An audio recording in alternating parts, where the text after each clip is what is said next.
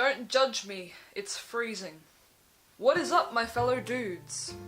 So, this week, again, me and my friend have released our latest comic. It's called The Power of Imagination. Link down in the description, go check it out. So I decided to do another comic club. This week on the list is probably the biggest Batman Joker comic book story of all time. The Killing Joke. This is a really good Batman Joker story. A lot of great things to say about it. Again, I have some notes. So I'm going to take the dust cover off, because otherwise I'm going to get very annoyed with it. It's very shiny. It's got a cool little thing on the back too. So without further ado, let's get crack-a-lackin'. Okay, so as you know, there are 5 things we're looking for. Scarred. And that just means story, characters, art, readability, and dialogue. So let's get started with the story, shall we? The overall story is your basic tale of a fight between Batman and the Joker. However, in a lot of ways it feels like their final battle. The beginning sees Batman talking about the end of the Joker, asking where it will all end for them, you know, saying, are we going to end up killing each other, or are we just going to keep fighting forever? He's basically telling the Joker that they can't keep doing this, and in the end he's sort of worried for each of their safety. Also, with the open ending, the reader asks the question if Batman ended up killing the Joker or not. The end sees the Joker telling a joke, and then he starts laughing, and we actually see for the first time Batman sharing in the joke.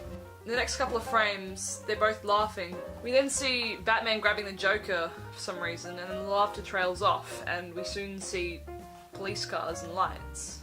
So that has left a lot of people wondering whether Batman ended up killing Joker, or whether he just got taken away, and we'll see them in the next Batman Joker installment. Is this too distracting? I think it is, but it's fun to do, god damn it. I actually had this really kind of coolish thought the other day. In my eyes, you can see some sort of connection to this story and religion in a way. I'm not religious, but there's just some stuff, yeah. The way I see it, it's sort of like Batman is the almighty god protecting humanity, which is in this case Gotham. And then, of course, Joker is the devil. Yeah, Batman is constantly trying to protect humanity / Gotham from the Joker, and Joker is constantly trying to bring humanity to his level. Humanity can also be seen as Barbara and Jim Gordon in this story too. Joker tries to drag Jim down so he can prove that all it takes is one bad day, and Barbara becomes collateral in all of that. The story also puts forth a concept for Joker's backstory, where he falls into a vat of acid, bleaching his skin and dyeing his hair bright green. Although this comic was meant to be, you know, sort of set apart from the main storyline of Batman and the Joker, it is very widely accepted as canon throughout basically all of Batman and Joker lore. I think that's all I can probably say about the story. I could probably go into the story, but it's pretty short. You can probably just go read it for yourselves, and never mind. Next is characters. So obviously Hey buddy. Yeah, there we go. You wanna come on the camera? Yeah, so Batman is the protector, Joker is the destructor, Jim Gordon is the neutral in between these two, and Barbara Gordon is the destructed. There's also a major contrast in character with Joker and Batman, which is played throughout the entire Batman-Joker storylines, wherever they may be. I don't know what that was. There's contrast in colour, contrast in caricature, mannerisms. They are the perfect yin and yang in character, as you can probably see on the back of the book, where there's a card and the top half is Joker, the bottom half is Batman. They perfectly complement each other. They're not both dark, or they're not both bright and happy. They're the perfect villain-hero relationship. I think they've played with that really well in this comic. Next is art. Do you want to get off? Okay, he's going on my book. That's not helpful, buddy. The art in The Killing Joke is just beautifully nostalgic, and it's got a real 80s vibe to it.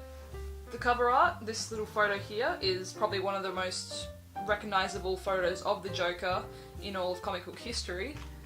And even though it's very simplistic in the colour schemes and stuff, I think that perfectly shows the sort of comic book sort of vibe of the time.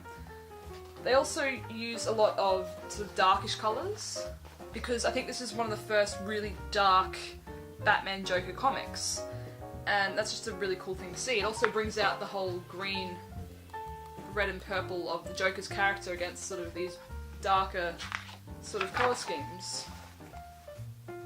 Also, I think it's really creative how they use certain colour schemes. So for example, in the flashbacks, so in these sorts of flashbacks, going back in time with the Joker, it's very almost black and white, like sepia almost, with like little pops of red all the way through. I think this red kind of symbolises the smile of the Joker maybe, and it kind of links those two together in a way.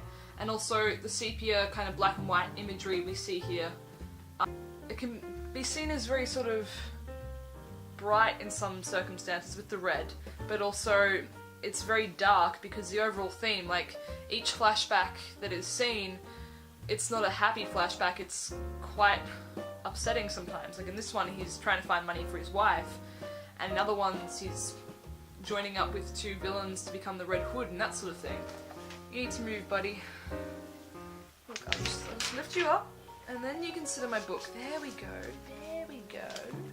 I also like the whole colour palette of the whole piece. It's very, yeah, we've got like bright bursts of colour here, sort of contrasting. I don't know if you can see that. There we go. And obviously Barbara Gordon is wearing yellow all the way until she gets shot, basically. That sort of thing. So that's interesting. Next is readability. When I first read this comic, again, it took me a while to get into. I'm kind of like that with older stuff. Sometimes I'm very sort of picky about what I like, and to fully get into it I have to read it like probably twice, just to kind of get an idea for it. In saying that, on the second time I read through it, I was like, just, yeah, cool as.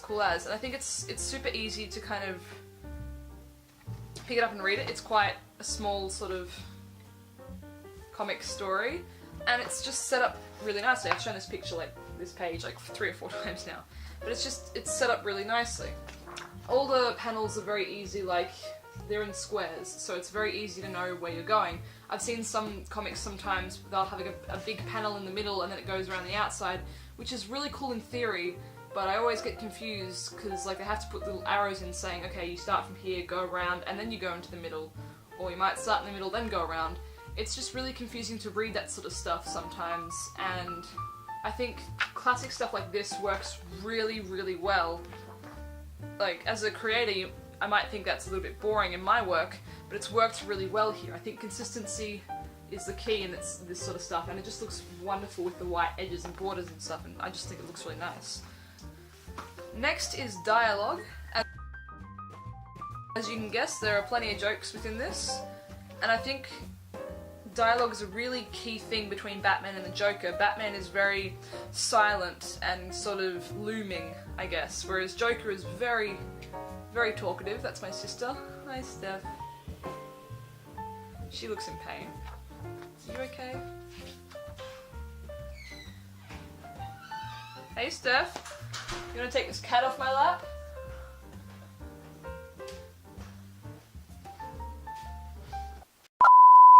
Sorry, my sister just got home and yeah.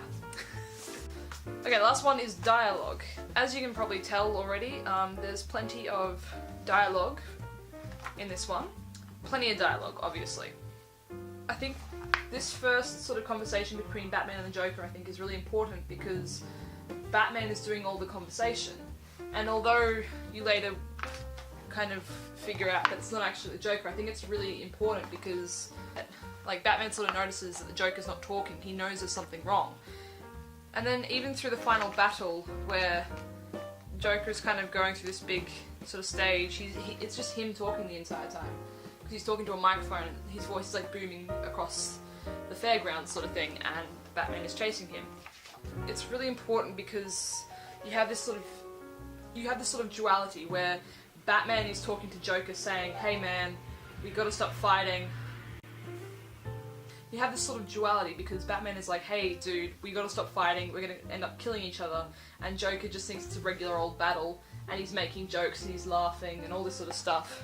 And even in the last final battle, Joker isn't really saying all that much. He's just kind of making whoof and gun and foof and nuff and all those sorts of classic comic book noises.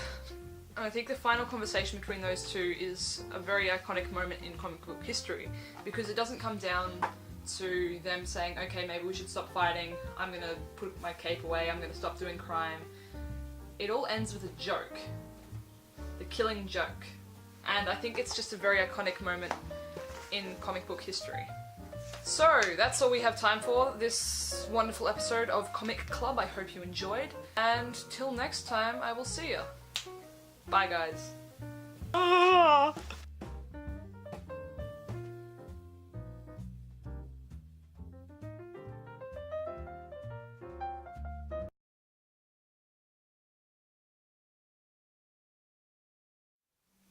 My phone's ringing.